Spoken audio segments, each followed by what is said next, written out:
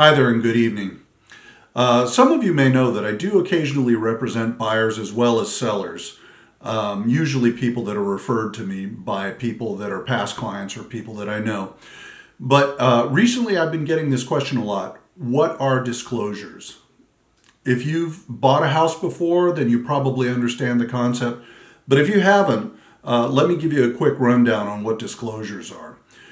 In the state of California, the state mandates that the seller disclose anything that may be what's called a material fact.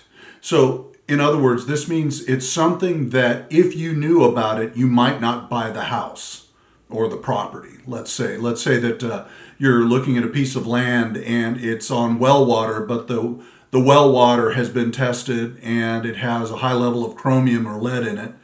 Obviously, a lot of people that would want to put a house up on that property wouldn't necessarily want to buy that land because they wouldn't have a source of water. So the seller is required by state law to disclose things such as this. And of course, via their agent, if they have an agent, although that's not always the case. Many times people, especially in the outlying areas, will do what's called a FSBO, which means for sale by owner. And you have to be really careful with that because typically when people are for sale by owner, they don't know the laws and they don't know necessarily what is required of them. And you can get yourself mired in a problem that may take years to get out of. And that's something that you definitely want to avoid.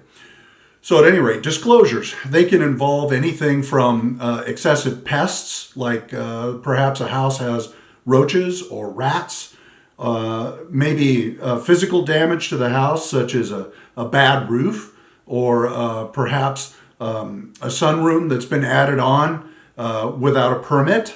Because remember, if it doesn't have a permit, that could be a problem for whoever owns it down the road. These are disclosures. This is why it's so important for you to have representation when you're buying and really when you're selling to protect both parties.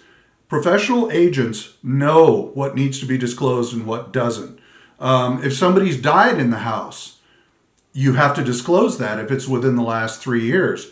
However, if it's beyond 3 years, it doesn't need to be disclosed.